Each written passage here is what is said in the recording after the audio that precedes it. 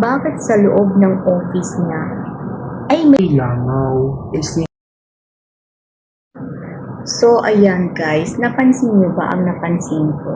Kasi, syempre, lagi akong nanonood. Alam niyo na, Marites din.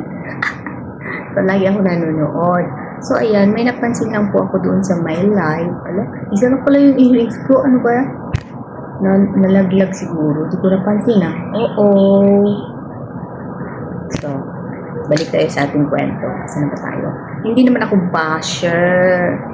Na ano lang ako, na nagulat lang ako. Kasi, syempre, alam niyo ba yung, syempre, pag office, dapat yun, di ba naka-aircon yan, so, dapat wala pong langaw dyan. So, napansin ko lang sa live ni Diwata, bakit sa loob ng office niya ay may langaw, since naka-aircon yun siya dyan.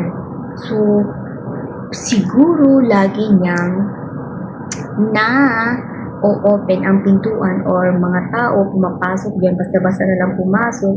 So, yung langaw nakakapasok. Dapat kung meron yung langaw na papasok, patapatayin yung alisin kasi maganda.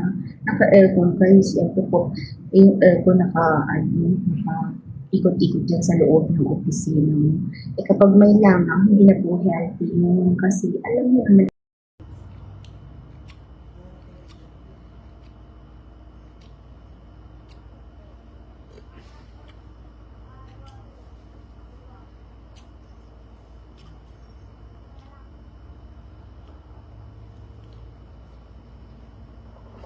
Sa lahat po ng gusto mag-franchise sa akin, sa Diwata Paris, mag-message lang po kayo sa ICTPH.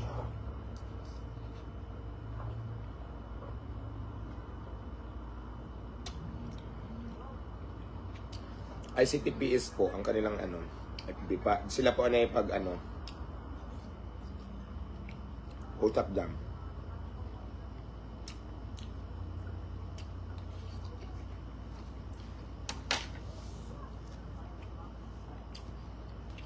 Ang sarap. Perfect.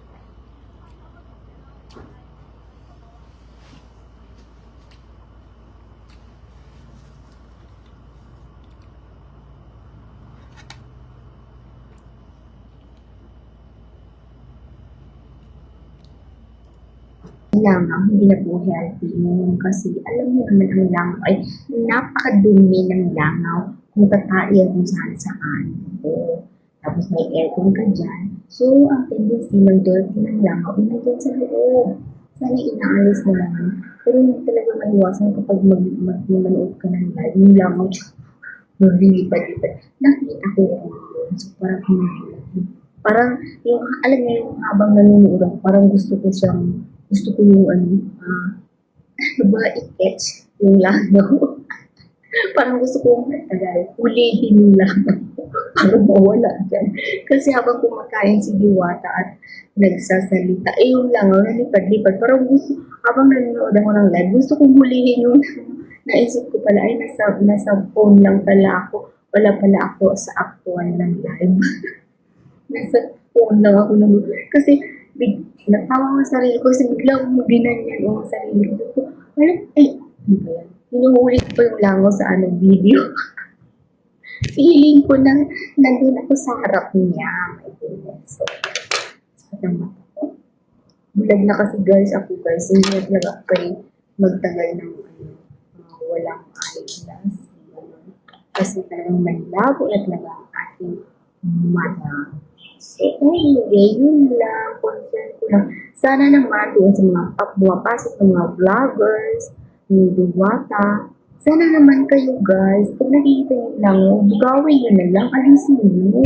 Para hindi naman yung nasa loob ng office, lagyan na lilipad-lipad. Nandiyan kayo lagi, dapat mag-help din kayo no, nagkalinisan.